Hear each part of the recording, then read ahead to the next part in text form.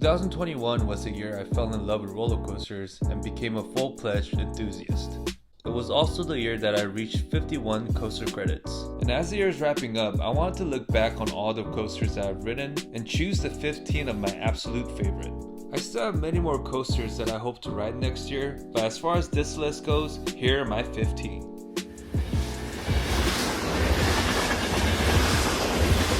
Now, before we get started, I wanted to mention two of the coasters that I put on my honorable mention list. The first coaster is El Loco at the Adventure Dome in Las Vegas. This is the most recent roller coaster that I've ridden, and it was really quirky and really fun, but it was just too short for me. The second coaster is Railblazers at California's Great America. This might be an unpopular opinion, but when I rode it, it was the first ride of the day and it was running pretty slow. I wasn't able to experience the speed or the intensity that it is known for. Now starting my official list, number 15 is Space Mountain at Disneyland. This was one of the first roller coasters that I ever ridden, and when I was little, I used to be so scared of this ride. Starting with the fact that you're completely in darkness and you can never predict when you're gonna fall or turn, and also it felt like you're going 100 miles per hour. As an adult, I still get the same thrills, but now that thrill brings you so much joy. Number 14, Full Throttle. I think this is one of the most underrated coasters at Six Flags Magic Mountain. This premier launch coaster often gets overlooked by bigger, faster, and more forceful rides in the park. However, I think this ride is super fun. Starting with the launch, you go through a large vertical loop that gives you a nice sense of hang time. After the loop, you climb the mountain into a tunnel. Then it launches you backward only to launch you forwards again, into the top hat and down to the brake run. Yes, the ride is short, but it's a perfect definition of short but sweet. Number 13, Silver Bullet. This inverted roller coaster at Knott's Berry Farm is another iconic ride in the Orange County district. I didn't really care much about this coaster at first, but the more I ride it, the more charming it gets. My favorite row is the front row as you get a great view as you maneuver through the park. And if you get a chance, a nighttime ride on this is truly amazing. I'm not a huge fan of inverts, but this is definitely one of my favorite rides. Number 12, Incredicoaster. Many people claim this to be the best coaster in both the Disney parks in California.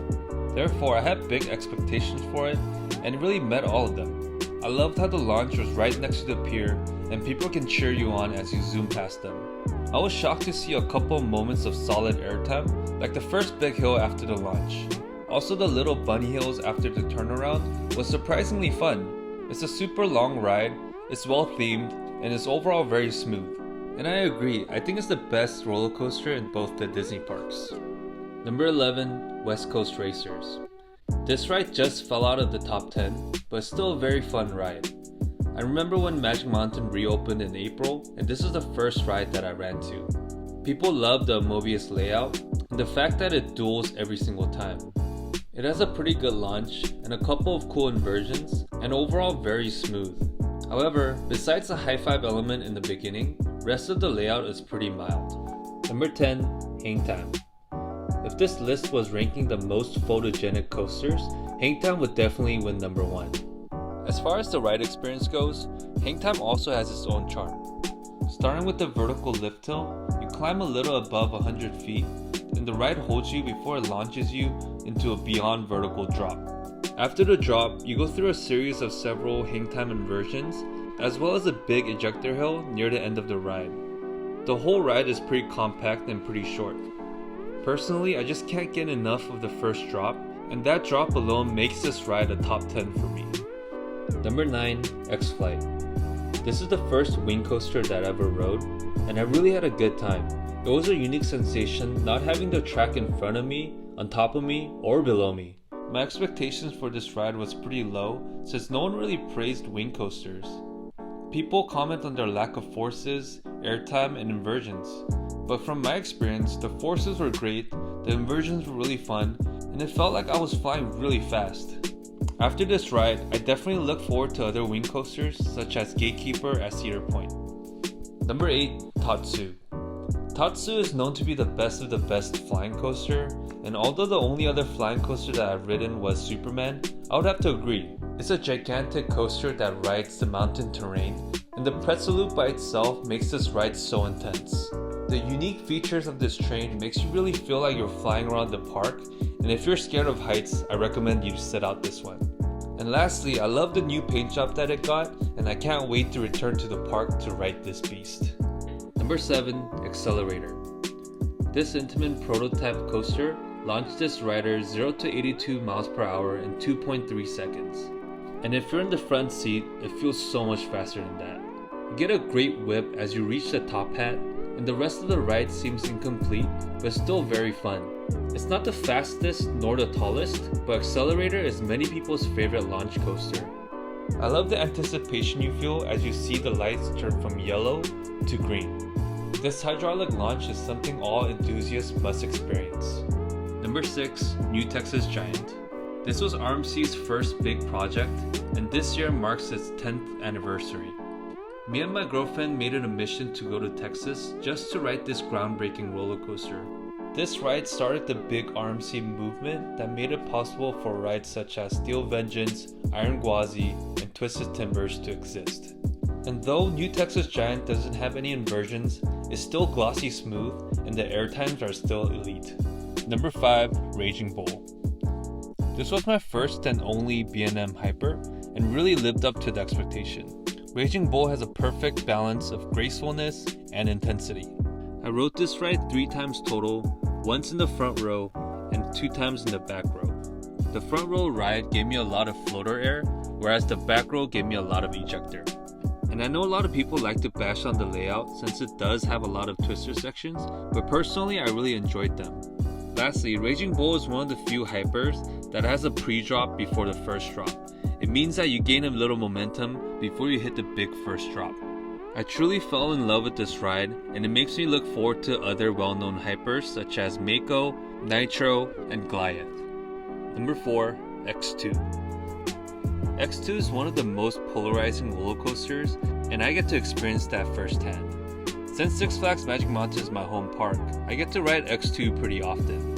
And sure, there are some good days, but also some bad days.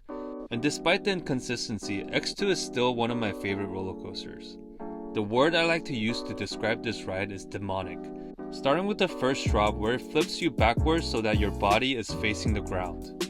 Pair that with a sharp turnaround, barrel roll, and another Raven turn, all while the seat is rotating you chaotically. Then you hit the brakes and you can hardly catch your breath. Personally, I love the chaotic nature of this ride, and I try to ride it every time I visit Six Flags Magic Mountain. Number 3, Ghost Rider. This is my favorite ride at Knott's Berry Farm, and it holds a special place in my heart since it is the roller coaster that I rode the most. This CCI layout was bolstered by a GCI retrack, and ever since then it ran super smooth with an elite layout. The back row ride is the best on this, and at nighttime it gets even better. My favorite moment on this ride comes right after the mid-course turnaround where you get the best airtime in the entire ride. This coaster is near perfect with its laterals, airtime, and speed, and it is a must when you come to Knott's. Number 2, Twisted Colossus. I still remember the first time riding this and how intense it was. It was before I was an enthusiast, but even then, I knew this ride was special. The way that it flung you outside your seat on the first drop made me really fear for my life. Then came the strong high five element, the camelback, the double down, the Top Gun stall, and everything else. Twisted Colossus is my second most ridden roller coaster, and each of these elements hold dear to my heart. Number 1, Goliath. Before riding this, Twisted Colossus was my favorite roller coaster, and I vaguely knew what to expect for Goliath. I knew that it was another RMC, I knew the air times were strong, I knew there was a stall, and I also knew it was really short. My expectations weren't too high, and that's why this ride really blew me away. My first ride on Goliath was at night and in the back row. The train quickly climbed to the top of the lift hill and was ready to drop its riders. To this day, I think that drop was my favorite drop of all time. It was dark, it was steep, and it was forceful. Goliath also has a large airtime hill, a dive loop, and a long stall. And despite these great elements, all I could think about was that first drop. I agree that it is a pretty short ride, but what I experienced in that short period was truly magical.